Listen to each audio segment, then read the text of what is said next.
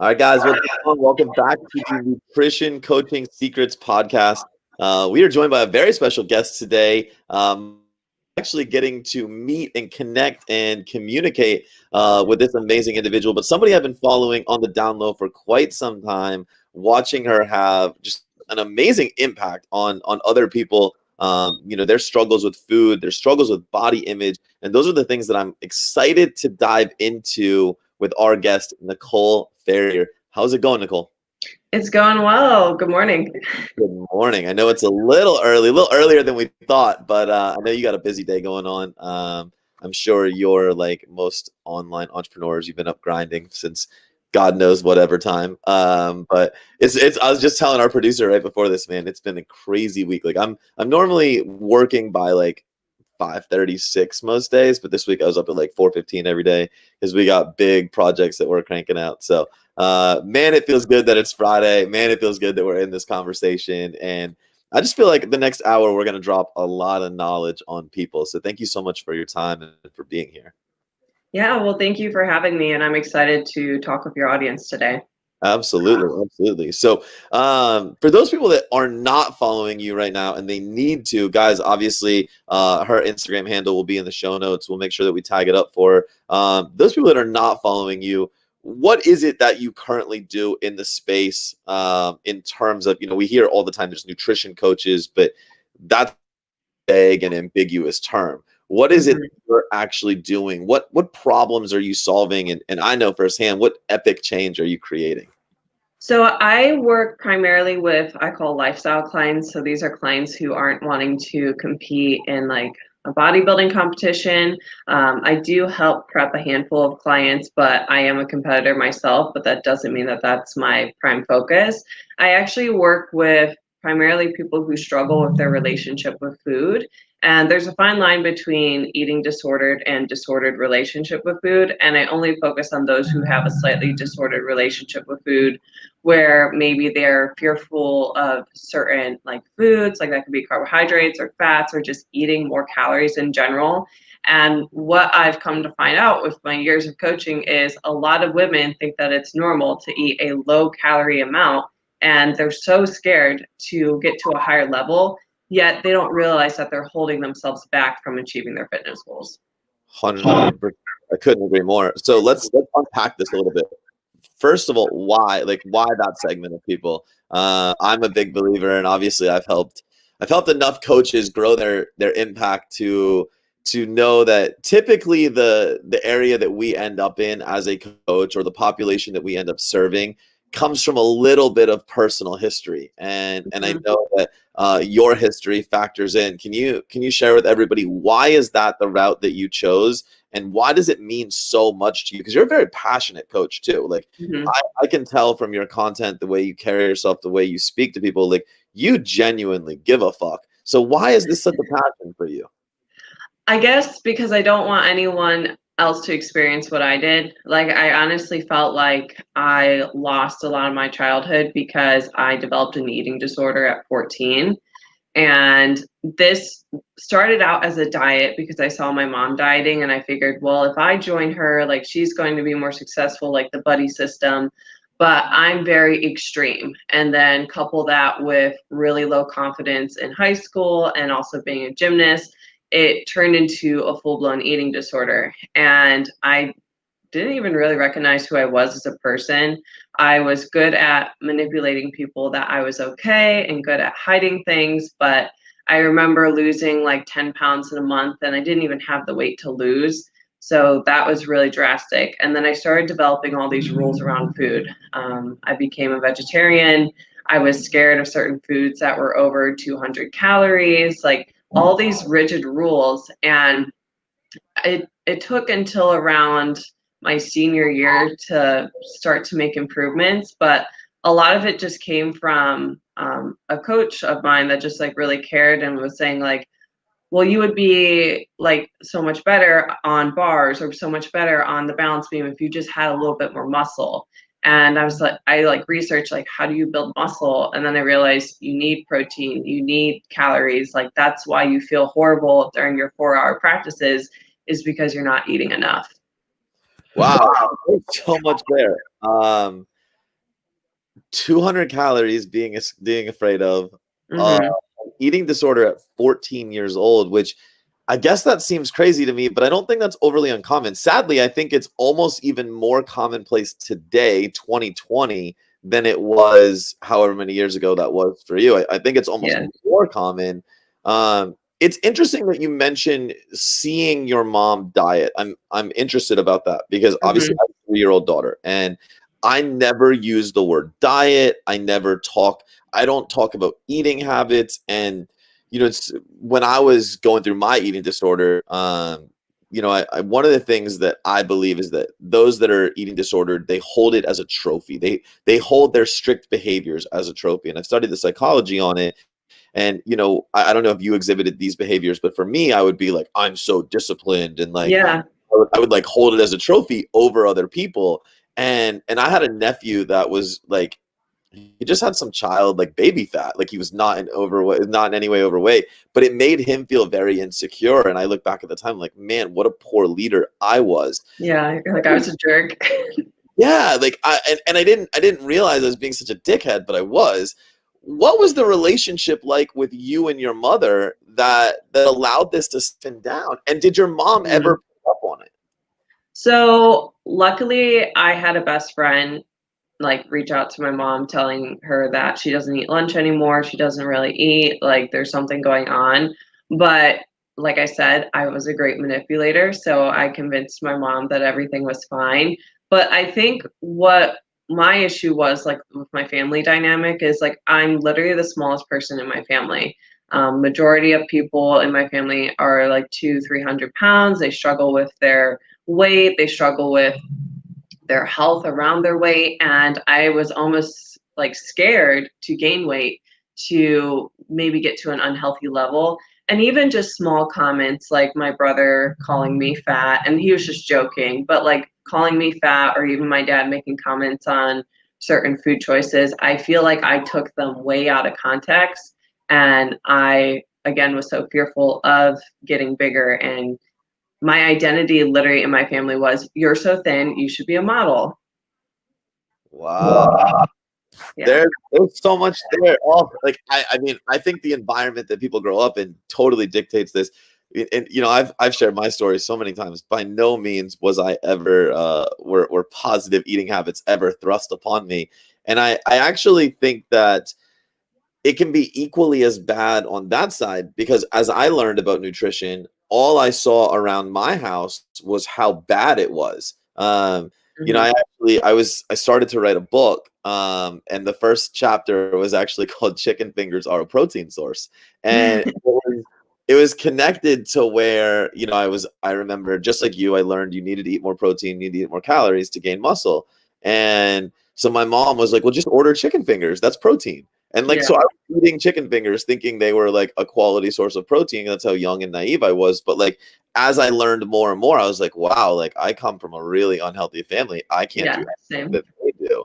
And I almost felt like I needed to ostracize myself, which is insanity. I'm interested to know, because obviously this gymnastics coach really helped you out. Mhm, How did you like how did you actually put trust in that? Because I know for me, I talk all the time about how I had a trainer tell me I needed to eat 4,000 calories, and I still to this day, 18 years removed, couldn't tell you why I put blind faith in that, mhm. but I did. What was it about this person or this process that made you trust it after basically viewing food as the enemy for so long?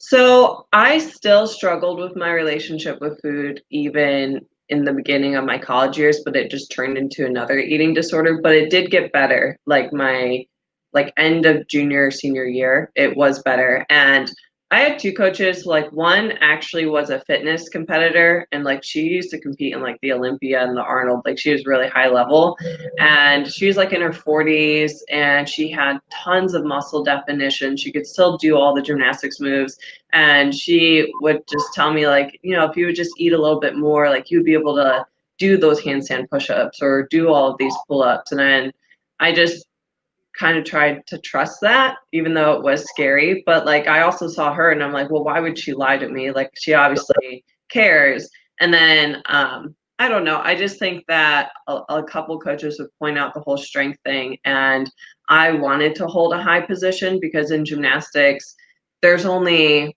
5 girls where their scores get counted, and the rules always change depending on what level they're at, but they'd only take 5 girls to compete. So like if you weren't the top one, you didn't get a spot and you're gonna hang out on the bench. And that was an absolute no for me. So I actually got like most improved my senior year too, which was like such a good pat on the back. Like my difficulty increased significantly, and like all like the head coaches were like so confused on like what happened. That's crazy. Because it's I look back at it, man, if for me, I went through my eating disorder in during my golf career, and even if you would have told me eating more would have helped me, I think I was in such terror around body image, Hmm. I that still have horrible body image though. yeah, and good for you for actually being able to eat the food and move forward, because I think I would have my fear around body image would not have allowed me to fuel that activity. Um, Hmm. as we kind of transition out of that, obviously you found serious passion there, and you're like, I want to help other people. Talk about that, because you clearly at some point had to understand what you probably didn't even realize what you were overcoming in the moment, but you at some point understood what you overcame, and that transition to a desire to pay it forward. Walk me through that. Like, how did that transition happen? So like I mentioned, like as I got older, like my eating disorder did transfer into like even bouts of bulimia. But I remember just having this like come to Jesus moment with myself, thinking like, if I had a daughter right now and she were to walk in on me right now, how would I feel? And that just like really got me thinking. I'm like, I could literally have a heart attack and I could die. And to think that I could die from something that I basically did to myself, it just wasn't worth it.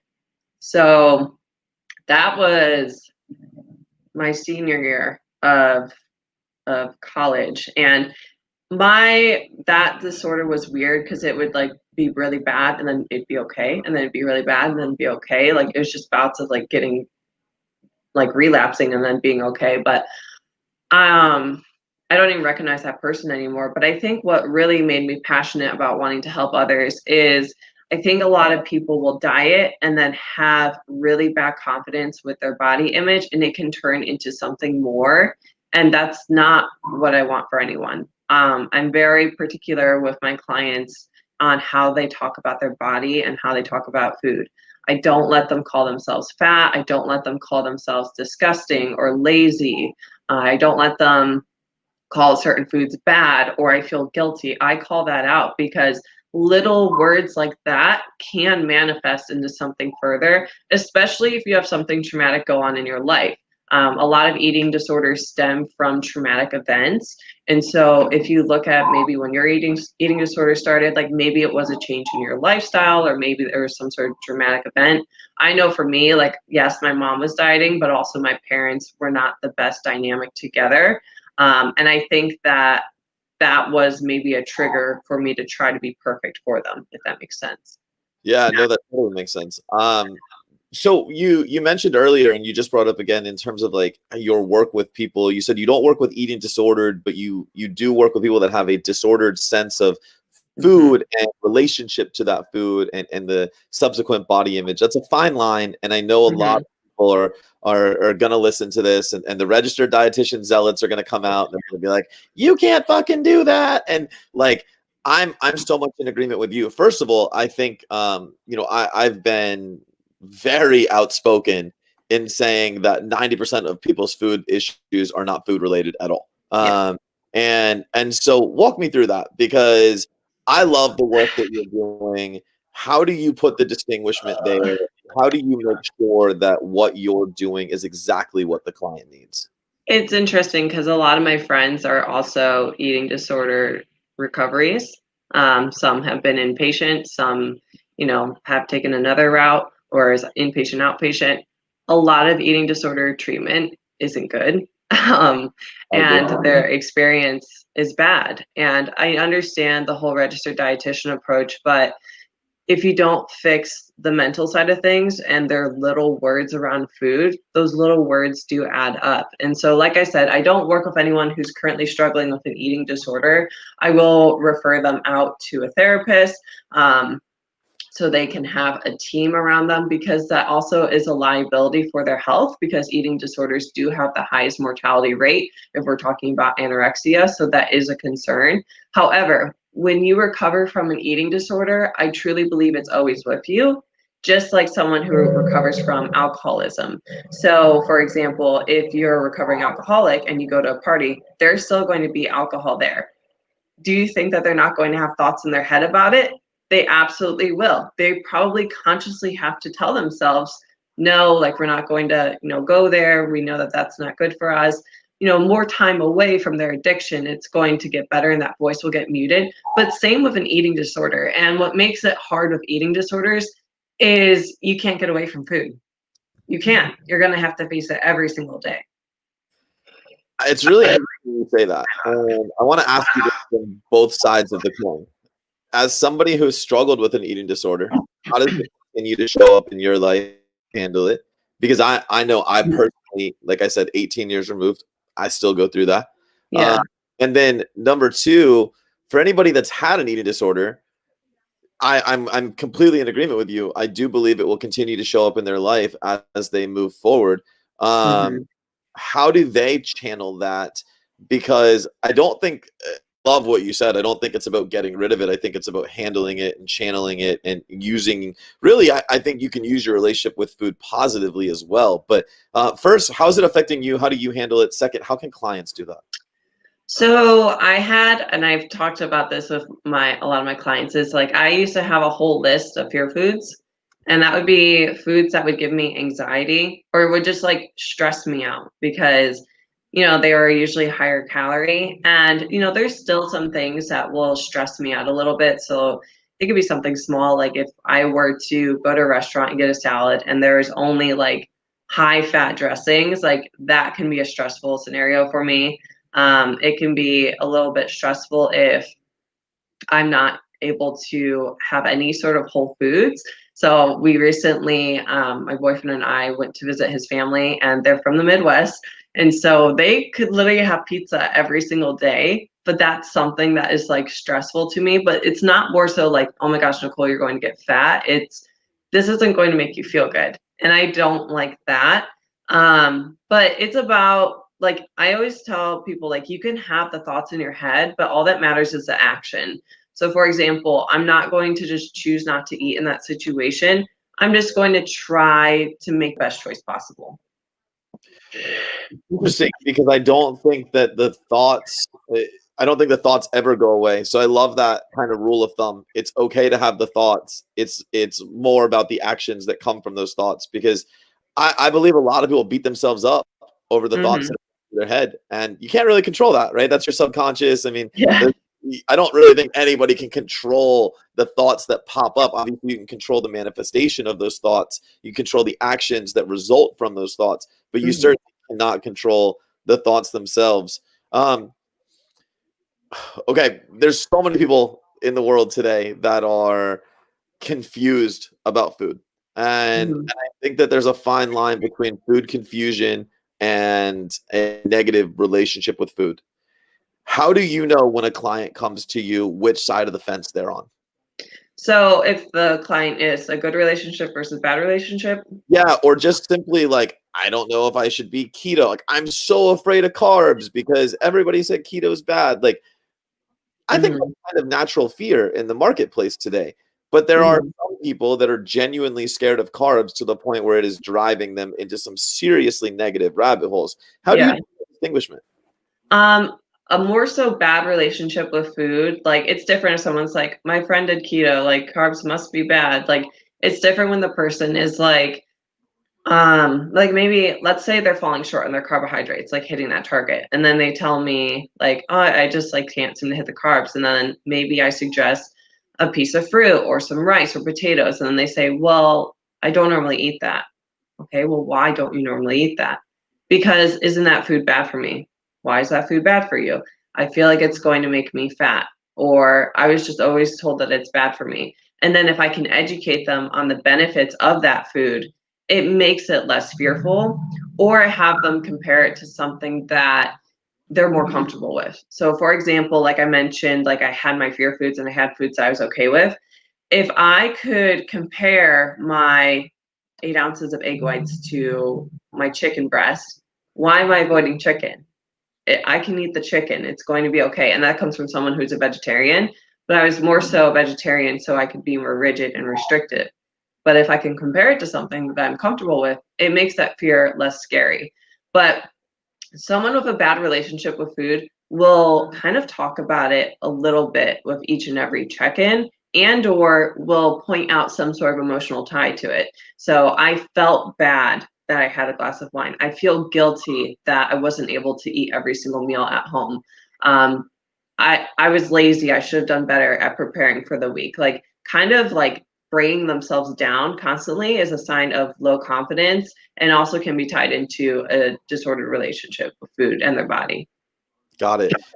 I'm in complete agreement. I love that. So let's say we've established that they do have that disordered image with their body, or a negative relationship with food, so to speak. Mhm. How do you go about fixing it? Because you're a wizard with this. Like, you've got endless amounts of people that's successful in your program. Talk to us. Like, how do you do this for people? So if odds are they're probably eating low calorie, so we will reverse diet. And the reason why we reverse diet is it helps them build their confidence around eating more in a slow, controlled manner. So that way, like, yeah, that 100-calorie bump up for the week can be a little bit, stressful, but it's a lot easier going from, 1200 to 13 or 1400 versus 1200 up to 2000 calories. So we can slowly work their way up. And I also remember an interview that you did about, eating pizza and waking up with abs in the morning. I feel like these clients, when they slowly build up their intake and they realize, oh, I look good, or I feel good, I have energy, they almost have their confidence built up too, that they don't have to live at that 1200 calorie mark, and that they're not going to get fat if they eat 500 calories more or 800 calories more. It's just slowly building up their confidence.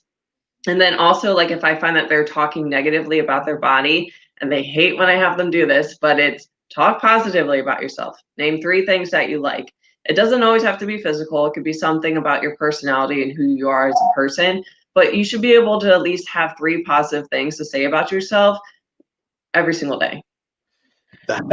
Isn't it weird to think that people struggle to talk positively about themselves? Like, what a world that we live in. And obviously, I get we're all quarantined, and like we all see our biggest flaws in ourselves every day, which by the way, I think that's really the biggest downfall of this whole pandemic, is the isolation. And I think isolation, when not used appropriately, because there's definitely appropriate uses for isolation, but isolation when there's negative headspace leads Mhm. to a constant assessment of the negative things about ourselves, and then usually very inappropriate ways of trying to fix those things. And I think in the world that we live in, we're only going to see those consequences the next 6 to like 18 months, right? The next half a year to year and a half. So Mhm. in the reverse process, do you ever get resistance, Yeah. where you're like, okay, we're going to eat 400 more calories, which is not a lot of calories, but Yeah. what kind of resistance do you get? How do you overcome that resistance? More accountability, because then that allows for less wiggle room for them to not follow things. So that could look like a daily email to me showing me their food for the day, where their targets were. And let's say they're falling short on carbohydrates, I would suggest, let's add in a half an apple. And they're like, well, I'm nervous. I'm like, let me break that down. It's a half an apple. And they're like, okay, I think I can do a half an apple. Like, make it less scary for them. But I also just think that extra accountability can help. And then I also have a Facebook community as well. So I will encourage them to share their food, because odds are whenever someone shares their food in my Facebook community, people are positive. And I find that that positive reinforcement can help them feel confident in their choices. So like some of those comments could be like, wow, that breakfast looks good, or wow, that's such a good idea. And then they could feel good about their food choices versus like second guessing every single thing. I love that. I think so overlooked. Um, I apologize for weird. But community is often overlooked in terms of this, and I think even if you clinical eating disorder, I think that's one area where it struggles. You're still living. It's one-on-one. It's you. It's the doctor. It's the medical community. Mhm. And there's no real touch point to quote unquote reality. I think that those isolated settings, if it were me, I would just think, well, I'm in an altered reality. I'm doing what I'm being forced to do. I'm not proactively making choices. And I think that the beauty of what you're describing is you're getting them to be on board with choices. Like you're not demanding eat this extra half an apple. You're saying, let's try it. And you're waiting for Yeah. them for commitment to it to, oh, might have lost Nicole. There she is. I'm here. But you're getting their commitment to the process, And and I think that that's super important. And sometimes it takes a little while. Like the last thing that you can do as a coach is get frustrated because trust me, your client's frustrated with themselves. They want to be able to do it, or else they wouldn't have hired you. So making them feel bad about the fact that they aren't able to hit it, like maybe you're not saying the right word. Okay. There's lots of different words that I use around food, like fuel and energy and vitamins and minerals and this is going to help your workouts, this is going to help with your sleep, this is going to help you get your period back, like just little things like that to help encourage them to make those behavior changes, but that's going to look different for every person. Well, I think too, this is a very vulnerable topic to bring to a coach, and I know for me, I never asked for help. It was kind of thrust upon me. For me, it was very much like the people around me, the personal trainers around me, they saw what I was doing to myself because I was just the schleppy that worked the front desk at the gym. Like Hmm. nobody cared about me. I was just the guy that made sure the door was unlocked at 4:45 in the morning. And one of the trainers saw what I was doing to myself. I would get off work, I would nap, I would do 2 hours of cardio, train, starve, blah, blah, blah. And the advice was given to me predicated on just like you, I saw this bodybuilder that walked in and I was like, I want to look like him. Obviously yours was gymnastics, but Hmm. how would you encourage an individual that's listening to this podcast to overcome their own internal issues and to actually reach out for help? Because it's a little embarrassing to some people, it's a little taboo to some people. How do you encourage people to really connect to that and to reach out?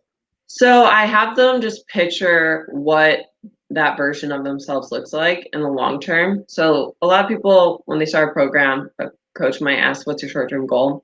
I don't really care about that. Like, I don't really care what you want to achieve in 8, 12 weeks. Like, I care about what you want to achieve in 2 years.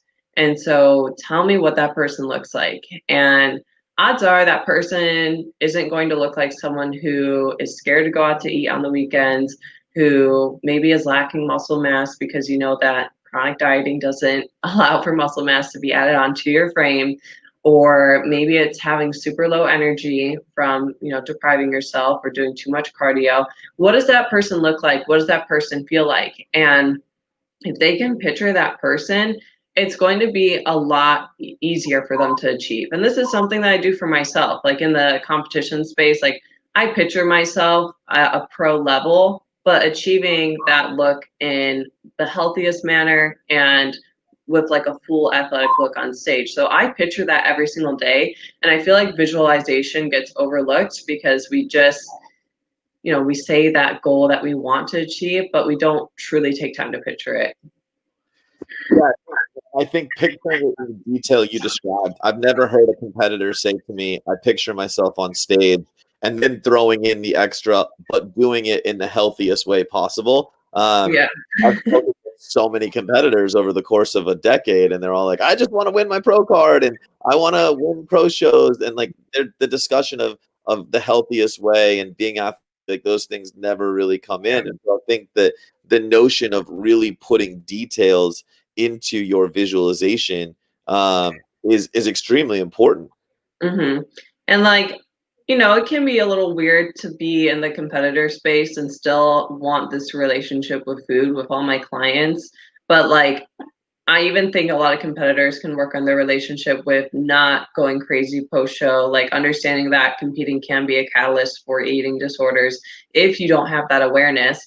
I'm someone who is hyper aware, but I don't allow for post show crazy food scenarios. Like, I don't allow for myself to even look at myself too long in the mirror. Or even post too much about my body because I don't want to trigger other people, but I also don't want to get married to basically a uniform in a way. Yeah. Yeah. So you said a word in there. You said you're hyper aware about your relationship with food and your body and all those things, and that made me wonder. Every person, like when they hear about diet today, and I'm very big on this. I talk about sustainability and balance, but even that, sometimes I post it and I question myself. I'm like, what the fuck does balance even mean? Mhm. I think everyone is on the elusive search for balance, if we could even create a definition. So I'm interested to know what is your definition of true balance, and also truly being successful when it comes to implementing a lifestyle dietary approach. Yeah, so I do like to utilize like tracking macros with my clients, but eventually I like to incorporate some intuitive based practices so that can look like untracked days, untracked meals. Ideally you don't want to track macros for the rest of your life. And you want to be able to make food choices without pulling out a food scale or a tracking app. And I think that a lot of people, maybe they get to macro tracking, but then they get stuck there. You have to think about what you can do long term. So, balance to me is something that you can do long term that doesn't feel difficult, to where your health is optimal, your energy feels great, like your physique is healthy. And I say healthy because if you do want to lose body fat and diet, that's not bad, especially if it's going to benefit your health. Maybe you're a female who's trying to get pregnant and you want your weight needs to be at the lower end, or maybe you're a female who actually needs to gain weight. It's going to look different for every person, but we still want you to be in a healthy level, to where we don't have high blood pressure or risk for diabetes at all.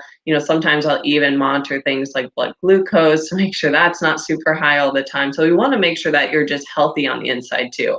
And that doesn't mean look like a size 0 or a size 4. You can be healthy at like a size 8 for a female. Um, I think that this approach is going to help a lot of people, and so I kind of want to look into the future. What is your future mission? Where does this go? Because obviously you're helping a lot of women change their lives. Mhm. What is it that you're looking to do more of? Where do you see your practice and your business evolving next 5, 10, 15 years? Yeah. Well, I started my business in undergrad because I lived in Cleveland, Ohio, and I realized that I wasn't going to have a lot of clientele in the Midwest. So I just started small online, and I've been now full time with myself since 2018, and I now live in Tampa, Florida.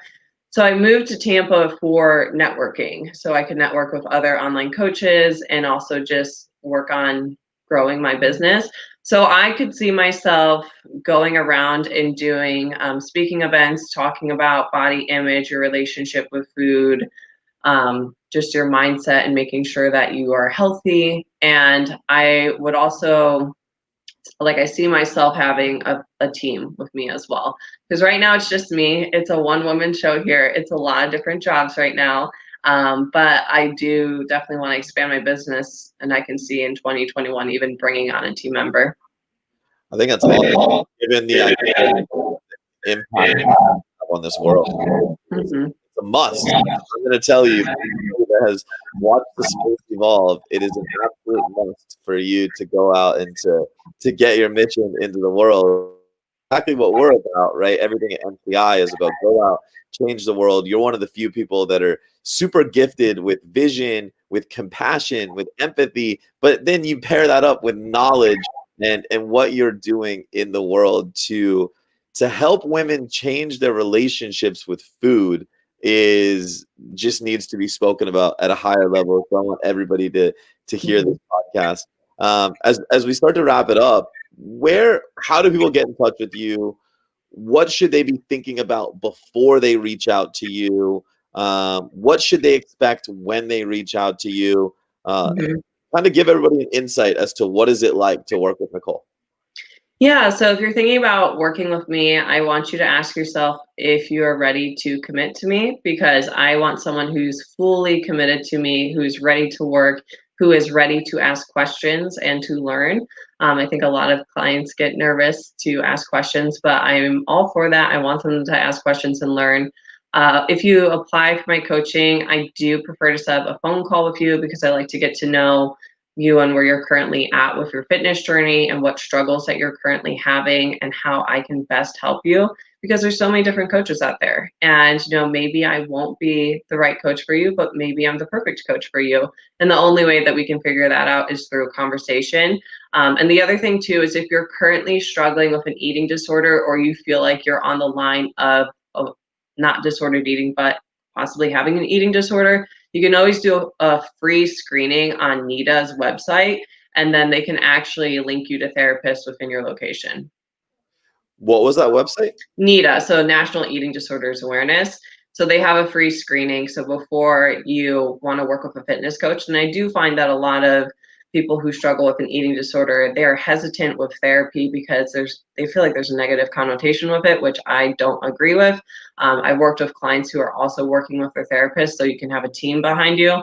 But if you do that screening, it can let you know where your risk level is at. And if you're high risk, you can find therapists nearby. Dude, that's awesome. We'll have our producer link that up in the show notes for anybody that's interested in that. I think that's a super important resource. And again, like I go all the way back to the beginning where I think you understanding that fine line and being able to work inside of that fine line is just so important. And I'll congratulate you for being willing to step into a space where coaches like us are often shunned. We're told that we're not allowed to do this work, when in reality, like you said, I think if the team approach was taken by the medical community, I really believe that clients would be getting a better service and subsequently a better result. I think that's super important. So if there was one thing you had to say before we wrap this up to every single person that's listening to this, that is questioning themselves, questioning their ability to create success with food, questioning the work they've done with food and the relationship they may have, and wondering, will this cycle ever end? What would be the Mhm. final statement you would leave them with? You create your life. So if you want change, you can create change. If you want to get better, you can get better. If you have a bad relationship with food, you can improve that. But it's up to you to decide that. You can't get better if you aren't fully in it and if you don't believe that you can. So again, visualizing how you see yourself in the healthiest way possible, and this goes for literally anything. Like this could be career oriented, like you create your life, you're never stuck. You just have to decide to change. Guys, you your life.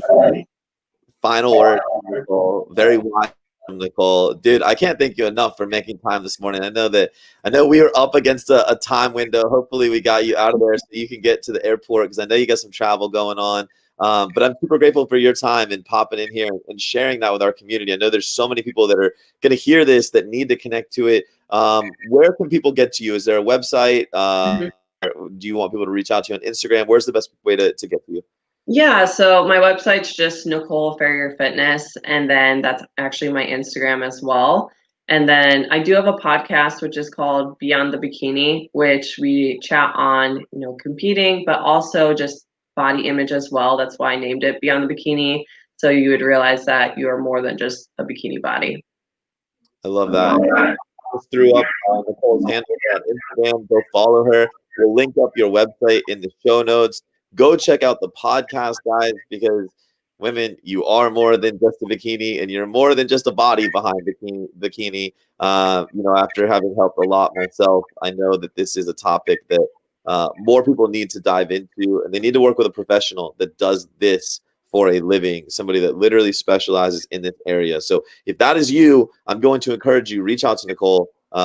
She's great at what she does, and she has blessed us with 40 minutes of gold here on the podcast. So you may need to listen a couple times to really catch just the mental things that she gave you. But again, Nicole, thank you so much for your time today. Thank you for being willing to come into our community, share your knowledge, and share some of your time.